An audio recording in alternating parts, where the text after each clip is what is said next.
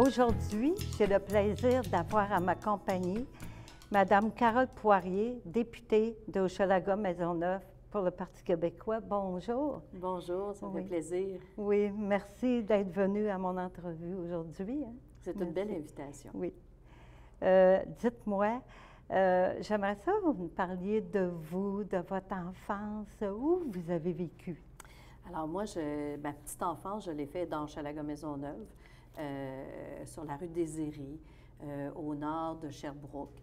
Alors, moi, j'ai vu toute ma petite enfance, ça a été les travailleurs qui allaient au Shop Angus avec leur petite boîte à lunch en métal. Les hommes montaient la rue devant chez nous. Alors, ça, c'est vraiment ce qui a habité ma petite enfance en tant que telle. Puis après ça, à l'adolescence, on a été habité sur la rue Davidson, entre Hochelaga et Rouen. Et là, ben, j'ai fait toute mon adolescence devant l'École des métiers, qui est devant un grand champ qui devait servir de cours d'école, mais finalement qui était clôturé de partout et qui faisait en sorte que les enfants du quartier n'avaient pas le droit d'aller dans cet espace vers là. Qui aujourd'hui, ben, je me suis donné un projet qui était de réhabiliter ce grand terrain-là. Et maintenant, il y a 46 logements qui ont été érigés l'an passé. Et dans les prochaines semaines, on va annoncer un nouveau CPE, un centre de petite enfance de 80 places, dont on va commencer les travaux de construction dans les prochaines semaines. Oui. C'est où déjà? C'est entre quelle rue et quelle rue? Sur la rue Davidson, entre Hochelaga et Rouen. Entre Hochelaga et Rouen. Oui. Okay. Alors, il y a l'École des métiers de l'Est qui est là, qui est toujours là. Alors, derrière, il y avait un grand espace vert. Là, maintenant, il y a la coop des petits et grands qui est là. Oui. Et à côté, on va installer un nouveau CPE, CPE La Ruche.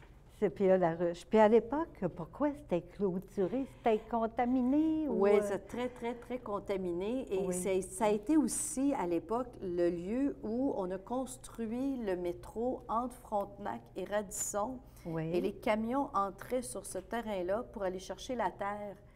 Alors, ils vidaient, dans le fond, le tunnel qui a relié Frontenac à Radisson. Alors, c'était ce terrain-là qui servait aux camions pour les sortir la terre pour construire le métro. Ah, OK. Alors, ça ne nous rajeunit pas. Oui, puis là, vous avez vu toute la transformation là, du coin, du quartier. Tout à fait, tout à fait. Oui. Puis là, je suis contente de pouvoir y contribuer, puis de façon positive, en ajoutant des logements pour des jeunes familles, des logements sociaux pour jeunes familles. Il y a une école primaire juste à côté. Alors, on vient renforcer cette école primaire-là. Puis là, avec le CPE, bien, on va donner un beau milieu de vie aux jeunes familles de notre quartier. Oui, puis c'est quand ça va commencer, la construction là, de ces logements-là? On devrait commencer la construction à l'automne. À l'automne, oui. C'est des bonnes nouvelles. C'est des excellentes nouvelles. Puis d'après ce que je peux comprendre, vous avez toujours habité le quartier Hochelaga-Maisonneuve. À peu près toujours, à peu près toujours. J'ai une petite partie de ma vie adulte où je suis allée vivre en banlieue, mais j'ai toujours continué à travailler pour la majorité du temps dans Hochelaga-Maisonneuve, dans différents emplois. J'ai commencé, moi, à 14 ans, à travailler à la Caisse Pop Notre-Dame de l'Assomption. Ah oui? Oui, à 14 ans. Dans ce temps-là, il n'y avait pas d'informatique. Alors, on écrivait à la main, dans les petits carnets, les transactions des gens. Alors, moi, je faisais ça à l'âge de 14 ans. J'ai commencé, puis après ça, je suis devenue caissière à la Caisse populaire Sainte-Jeanne-d'Arc, au Cégep Maisonneuve. Ah oui? Et puis, bon, après ça, j'ai fait d'autres emplois qui m'ont mené éventuellement à travailler pour Louise Arel comme attachée politique. Oui. Puis, mais ça m'étonne, à l'âge de 14 ans, vous aviez le droit de travailler? Bien, on avait le droit. Dans ce temps-là, les règles étaient moins sévères, j'ai l'impression, mais c'était vraiment un emploi de quelques heures. Là, je travaillais le mercredi soir après l'école, le jeudi soir après l'école, le vendredi. Alors, c'était 2-3 heures à chaque soir. Alors, ça permettait justement de... Bien, moi, je suis d'une famille où on apprend à travailler jeune. J'ai fait la même chose avec mes propres enfants. Oui. Est-ce que, en parlant de famille, est-ce que chez vous, est-ce que vous étiez une grosse famille avec les parents? Non, pas du tout. Moi, je suis enfant unique. Ah, alors, OK. Ma mère vient d'une grande famille, mon père plus ou moins, Mais moi, je suis enfant unique, alors, donc, non, j'ai pas de frère, j'ai pas de sœur. OK. Vos parents, ils étaient natifs de Montréal? D'Hochelaga Maisonneuve. Ah oui? Oui, tout à fait. Ma mère, c'est une petite fille de la rue Moreau, mon papa, un petit gars de la rue Wortel. Ah, ben. Alors, ils sont venus du quartier. Fait que vous êtes vraiment une femme, là, d'Hochelaga Maisonneuve. C'est un produit local. Oui, un produit local, hein? Tout à fait. Oui, c'est bon. Puis, dites-moi, là, présentement, vous habitez toujours dans le quartier Hochelaga Maisonneuve? Tout à fait. J'habite ici, dans Sainte-Marie. Oui, dans Sainte-Marie. Oui, tout à fait, dans la partie Sainte-Marie. Oui. Puis, c'est quoi comme parcours scolaire, qu'est-ce que vous avez fait? Écoutez, moi, j'ai fait, dans un premier temps, j'ai fait mon parcours scolaire dans le quartier. Oui. Donc, j'étais à l'école secondaire Rouen-Desjardins, qui n'existe plus maintenant, l'école qui a été détruite. Et après, j'ai fait un petit bout de cégep, mais je n'aimais pas bien ça. OK. Alors, finalement, j'ai été travailler. Et puis, à l'âge adulte, à 40 ans, j'étais faire un bac et une maîtrise en administration publique à l'ENAP parce que moi, ce qui m'intéressait, c'est tout ce qui est l'administration publique gouvernementale. Alors, j'ai été faire ma maîtrise à ce moment-là, après mes 40 ans. Ah oui, puis ça, ça a duré plusieurs années pour... Ça a duré 3-4 ans. 3-4 ans. Pour aller faire la maîtrise puis le bac, oui. Oui. Puis là, moi, je me demandais, dans le passé, est-ce que vous avez fait des voyages qui ont influencé votre choix de carrière? Bien, je ne dirais pas que ça a influencé mon choix. Je dirais que les voyages sont arrivés après le choix de carrière. OK. Mais j'ai vraiment pris la piqûre des voyages. Au moment où Louise Arel est présidente de l'Assemblée nationale, moi, je suis sa directrice de cabinet. Et Mme Arel, comme présidente de l'Assemblée, doit voyager beaucoup pour assurer nos relations internationales de l'Assemblée nationale. Et là, j'ai vraiment pris la piqûre au niveau de la francophonie, donc tous les pays francophones du globe, mais aussi tous les pays des Amériques, incluant l'Amérique du Sud. Alors, on avait une famille parlementaire avec le Mexique, l'Argentine, alors tous les pays au Sud. Alors ça m'a donné une piqûre assez incroyable qui n'en finit plus. Oui, puis aujourd'hui, ça vous sert, parce que d'aller dans ces pays-là, vous avez dû rencontrer des gens d'autres manières de vivre aussi. Ah, écoute, voyager, c'est ça. Voyager, c'est se mettre dans la peau de l'autre, vivre à sa façon, manger, alors découvrir des mets extraordinaires, des goûts différents, des paysages qui sont déconcertants bien des fois, et aussi des expressions, des façons de vivre. Et c'est ça le plaisir de voyager, c'est de découvrir. Et puis moi, ben, j'en finis plus de découvrir plein d'endroits dans le monde. J'étais en Inde il y a 2 ans, j'ai été faire un voyage d'exploration là-bas avec une famille qui vit ici dans le quartier, une famille qui ont une résidence là-bas. Et je suis allée avec eux à Kolkata, une ville qui est absolument pauvre, difficile à vivre, mais avec des gens sympathiques, des gens chaleureux, des gens généreux. Alors ça, c'est ce qui fait la différence aussi. Oui, puis ça forme, hein, ces voyages-là. C'est extraordinaire. Oui. Ça nous fait des fois apprécier un peu chez nous aussi. Oui, c'est ça. Quand on visite des pays extrêmement pauvres, puis quand vous étiez là-bas en voyage, est-ce que pour les langues, là, pour communiquer avec les gens, est-ce que vous savez parler différentes langues? La majorité du temps, ça se passe en français. Je privilégie beaucoup les pays francophones. Mais bon, quand on a besoin de parler anglais, on parle anglais. Je me débrouille très bien. Je parle un peu espagnol. Je comprends plus que je parle.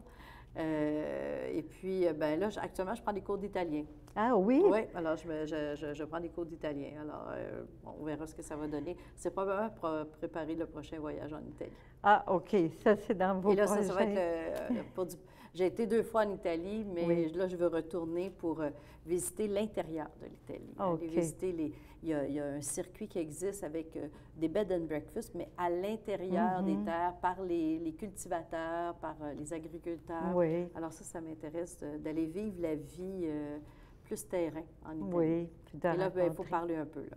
Oui, puis c'est ça, ça vous fait pratiquer. Bien, en tout cas, là, je prends des cours. Alors, c'est des cours que je fais tous les soirs à la maison. Ah oui? Ça prend un petit 5-10 minutes, mais bon, Oui, là, je commence à avoir du vocabulaire, là. oui, pour ne pas perdre les mots, là, hein, Exactement. surtout les mots qui reviennent plus souvent. Ben oui, là. en tout cas, être capable Oui. au moins de demander son chemin, puis Oui. être capable de le retrouver après. Oui. Tantôt, on a effleuré un petit peu dans les années antérieures, avant de vous lancer en politique, dans quoi vous avez travaillé? Parce que plus jeune, vous aviez été à 14 ans, là, Ouais, dans les caisses. dans les caisses populaires, mais par après... Ben, j'ai fait toutes sortes de choses. Oui. J'ai travaillé à l'Énergie atomique du Canada. Ah oui? Oui, je m'occupais de la facturation au niveau de la centrale nucléaire Gentilly 2. OK. Donc, c'est quelque chose d'assez spécialisé comme assistante Oui. comptable. Et puis, après ça, j'ai travaillé dans une firme de graphisme pour faire les catalogues Jocus, par exemple, pour les jouets d'enfants. Ah. Alors, je faisais du graphisme avec eux, Oui. des travaux de secrétariat. J'ai travaillé à Via Rail.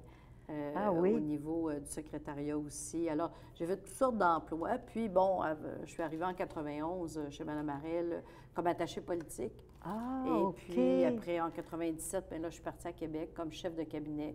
Et Oui. là, on était à ce moment-là à l'emploi solidarité sociale, après aux affaires municipales et Oui. à la fin, à la présidence de l'Assemblée nationale. OK. Fait que, mais qu'est-ce qui vous a incité après à vous lancer en politique avec Mme Harel? Comment ça s'est fait, là, Écoutez, c'est un concours de circonstances. Ah oui? Oui, oui, oui. Moi, je faisais beaucoup de bénévolat au niveau des jeunes filles à la ringuette. Alors, moi, j'avais une passion dans la vie qui était que les filles devaient occuper de l'espace au niveau du sport, mais il n'y avait jamais d'organisation pour les filles, OK. pour les sports collectifs. Alors, je m'étais impliquée pour organiser de la ringuette dans Hochelaga-Maisonneuve. OK. Et bien, finalement, rapidement, ben, j'étais coach et puis après ça, je suis devenue présidente d'association, présidente de la Ringuette de Montréal. Et puis est venu le temps de dire qu'il faut organiser des grands championnats provinciaux, 2500 filles en même temps, Oui. une fin de semaine à Montréal. Alors, j'ai pris l'organisation de ça et avec une équipe extraordinaire, Oui. on a réalisé ça. C'est la première fois qu'à Montréal, il y avait 9 arénas qui fonctionnaient en même temps pour faire de la ringuette. Ah oui. Même les gars n'avaient pas réussi ça avec le hockey. Fait que ça, OK. c'était extraordinaire. Et là, Mme Harel avait vu en moi, parce que c'était un événement, elle s'était dit « Ah, mon Dieu, ça a l'air d'une bonne organisatrice, cette fille-là. » Ah, Et OK. puis, à Oui. ce moment-là, c'est comme ça qu'on a commencé à travailler ensemble. Elle m'a sollicité, puis Ah oui, c'est j'ai comme accepté ça. un poste, oui. OK. Fait que vous avez vu, là, avant. Elle m'avait vu là, à l'œuvre. à l'œuvre, hein? Exactement. Puis, la ringuette, qu'est-ce que c'est au juste? Alors, la ringuette, c'est un sport qui est joué par les filles principalement. Alors, Oui. c'est avec un anneau de caoutchouc. On Oui. est sur la glace avec des patins de garçons, là, Oui. des patins noirs. Bon, ben, c'est avec un bâton. Alors, il faut Oui. piquer l'anneau et c'est un peu comme le hockey. Il faut aller mettre ça OK. dans le but. Oui. Puis, avec Mme Harel, comme ça, au début, vous étiez attachée politique. C'est ça. OK. Alors, je travaillais dans le bureau de comté. Oui. Et puis, je recevais les citoyens, particulièrement les gens qui ont des problèmes à l'aide sociale, Oui. les personnes aînées qui avaient des problèmes avec les pensions de vieillesse, etc. Alors, moi, je m'occupais des citoyens. Alors, je recevais les OK. citoyens pour les aider là-dedans. Et rapidement, bien, je suis devenue l'organisatrice politique de Mme Harel. OK. Et puis, bon, bien, je me suis spécialisée dans quelques dossiers. Et quand Mme Harel a été ministre de l'Aide sociale, elle avait une réforme de l'aide sociale à faire. Alors, moi, j'étais comme un peu spécialisée dans la loi. Et je suis passée au cabinet à Québec. Alors, OK. j'ai déménagé mes pénapes à Québec, malgré mes 2 jeunes enfants. Et j'étais allée travailler 3 jours par semaine à Québec. Ah, 3 jours par semaine Ouais. à Québec. Oui. Puis, vous, c'est quand, je me souviens pas, là, hein, à partir de quel moment vous avez été élu comme député? Alors, en 2008. Oui. En 2008. Oui, en OK. 2008, oui. Alors, ça va faire oui. 10 ans au mois de décembre là, Oui. que je serai députée de Hochelaga-Maisonneuve, Ah. ce dont je suis le plus fière. Oui, hein? Tout à fait. Puis vos bureaux sont dans Hochelaga-Maisonneuve? Oui, tout à fait. Oui. Ils sont dans l'édifice où est le Super C, alors au coin Oui. sur Jeanne d'Arc et Ontario. Ontario, Alors, oui. on est là depuis le début. Moi, mes bureaux ont toujours été là. OK. Et c'est un point central du quartier Oui. qui permet aux gens d'avoir accès facilement. Oui. Tantôt, vous parliez que vous aviez 2 jeunes enfants. Ça m'amène à vous demander comment vous avez fait que la conciliation travail-famille, comment ça... C'est pas facile. C'est pas facile, C'est pas hein? facile en politique parce qu'on n'a pas d'horaire. OK. On travaille 7 jours par semaine, on est invité partout. Des fois, il faut les amener avec nous parce que, bon, il n'y a pas toujours une gardienne. Bon, j'avais un conjoint qui était, bon Dieu, extraordinaire pour s'occuper des enfants et qui a joué un rôle de père tout à fait présent et extraordinaire, mais tu n'es pas là. Alors, faire des devoirs au téléphone, faire de la discipline au téléphone. Oui. Alors ça a été le quotidien de mes journées. Mais vous savez, on s'organise. Oui. On s'organise. Et puis, ça s'est bien passé. Ils sont aujourd'hui des adultes assez bien accomplis. Oui. Fait que comme ça, ben, même si maman n'était pas là, ben, c'est réussissait quand même. Tout à fait. Papa était oui, là. Et puis oui, papa était un excellent papa qui avait un horaire qui permettait d'être là aux côtés des enfants. Alors, c'était facile. Puis vous étiez 3 jours semaine là-bas. À Québec. À Québec. Fait qu'il y avait le voyagement pour revenir, pour... Exactement. Alors, c'est Montréal-Québec 2 fois par semaine, oui. Oui, hein? Puis actuellement, là, vous êtes là-bas, vous siégez à l'Assemblée nationale. Dans une session, est-ce que c'est 4 jours, 5 jours? Alors, moi, je pars toujours le lundi soir pour être là le mardi matin. Parce que moi, j'ai un poste de leader adjointe présentement. Alors, je m'occupe des travaux de l'Assemblée. Alors, tout ce qui est la période des questions, le calendrier des projets de loi, etc. Donc, j'ai un peu de travail de gestion. Donc, moi, je pars le lundi soir, en soirée. Je suis là le mardi matin très tôt, puis ça me permet aussi de régler certains dossiers du comté le matin. On fait nos journées. Nos journées se terminent le mardi, la Chambre siège jusqu'à 9h30 le soir. C'est des grandes journées, ça? Oui, c'est ça. Alors, mercredi, on est là à 7h. La Chambre finit à 6h. Et le jeudi, même chose, 7h. Et là, la Chambre siège environ jusqu'à 1h, mais des fois, elle va jusqu'à 6h. Eh, mon Dieu. Alors, et là, on part de là pour revenir à Montréal. À Montréal. Oui, c'est ça, en soirée. Oui. Fait qu'à Québec, vous avez un pied à terre là-bas. Là, oui, un appartement là-bas. Oui, tout à fait. Ça, parce que là, parce que rester à l'hôtel, il y en a qui le font. Oui. Moi, je l'ai fait pendant bien des années, mais non, c'est assez... Oui. Déjà que je vis dans mon garde-robe, dans ma salle de bain, dans mon lit, c'est à peu près tout ce que j'exploite dans mon appartement parce que je n'ai pas le temps d'être là. Je ne suis jamais dans l'appartement. C'est ça. Alors, je vais faire dodo puis prendre ma douche. C'est des très, très longues journées. On ne s'en doute pas comment ça fonctionne. Mais ils ne sont pas plus courtes quand ils sont à Montréal. C'est ça l'affaire. Alors, comme ce matin, là, moi, à 8 h, j'étais au gym, puis à 9 h, j'étais au bureau. Puis j'en ai jusqu'à ce soir tard. Hier soir, j'étais en débat jusqu'à 20 h hier soir. Alors, les journées ne sont pas plus courtes. Là. Les semaines de travail, c'est environ minimalement 80 heures par semaine. Seigneur, ça prend une bonne santé. Ça prend de l'énergie aussi pour... c'est intense. Mais quand on est passionné de ce qu'on fait, ça va bien. Oui. Puis, je me demandais, pour les enjeux du quartier, bon, pour vous, c'est quoi les enjeux du quartier Hochelaga-Maisonneuve? Écoutez, l'enjeu principal, ça s'appelle les médecins. Les médecins, hein? Tout à fait. Avoir accès à un médecin. Actuellement, c'est devenu une loterie. Il y a eu un reportage dernièrement qui a fait la démonstration de ce que je dis depuis 1 an. Il manque 80 médecins dans l'est de Montréal. Mon Dieu. Dans Hochelaga, il en manque 25. OK. Ici, par exemple, la clinique a fermé dernièrement au Frontenac. Et le médecin a pris sa retraite, la clinique a fermé, il n'y a pas de relève. Le problème, c'est qu'il n'y a pas de relève pour nos médecins qui quittent à la retraite ou qui tombent malades, parce que les jeunes médecins ne veulent pas venir dans des quartiers où les gens sont malades. Alors là, on est dans le paradoxe. Quand tu fais de la médecine, c'est pour soigner du monde malade. C'est ça. Mais quand ils sont malades, tu ne veux pas les soigner. Alors là, il y a vraiment un problème. Et les nouvelles règles que le ministre Barrette a mis en place éloignent les jeunes médecins de nos quartiers et fait en sorte qu'ils vont partout ailleurs, mais pas du tout dans l'est de Montréal. OK. Fait que comme ça, la plupart des gens, ils n'ont pas accès.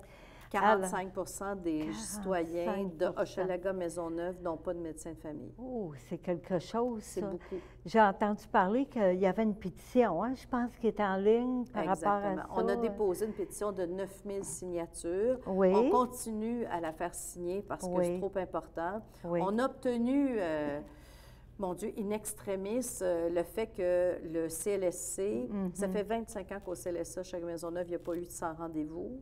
Ça n'existait plus. Et là, on vient d'avoir un lundi après-midi. Il y a 3 médecins, parce qu'avec le Cri du cœur qu'on a lancé, il y a des médecins qui en ont du cœur et qui, eux, pratiquent dans l'Est, ont décidé de venir faire une demi-journée le lundi après-midi. Et je peux vous dire que dans les 3 derniers lundis qu'ils ont fait, ça a été salle comble pour les 3 médecins. Oui.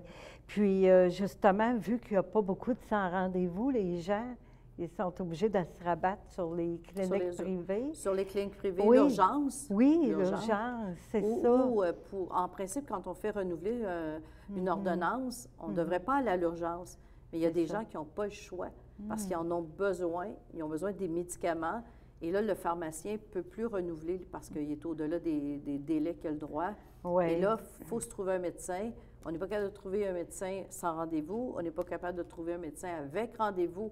Alors, il faut se rabattre en quelque part. Et là, les gens vont à l'urgence. Et ça nous coûte un coût énorme. Énorme, hein? C'est ça. Puis aussi, bien, ce qui arrive, c'est que les cliniques privées, il faut appeler souvent la veille, le soir la veille, pour être vu le lendemain.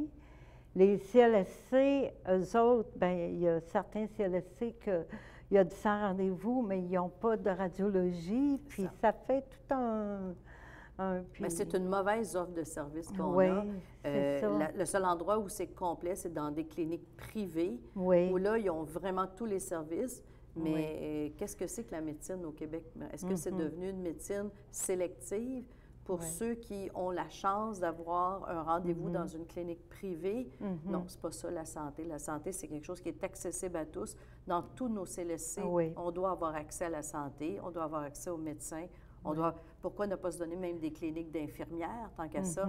À Québec, ils ont fait l'essai avec la clinique SAPSA. C'est des infirmières praticiennes qui reçoivent les citoyens et qui, pour la majorité de nos petits bobos, là, on pourrait aller voir une infirmière qui vous ferait une ordonnance et qui serait capable de nous donner des soins. Malheureusement, le gouvernement actuel ne veut pas acquiescer aux demandes des infirmières parce que c'est le règne des médecins et c'est eux qui mènent tout, et même à Québec. Oui, c'est dommage, hein, tout ça. C'est très dommage. Puis pour le quartier Hochelaga-Maisonneuve, est-ce qu'il y a d'autres enjeux?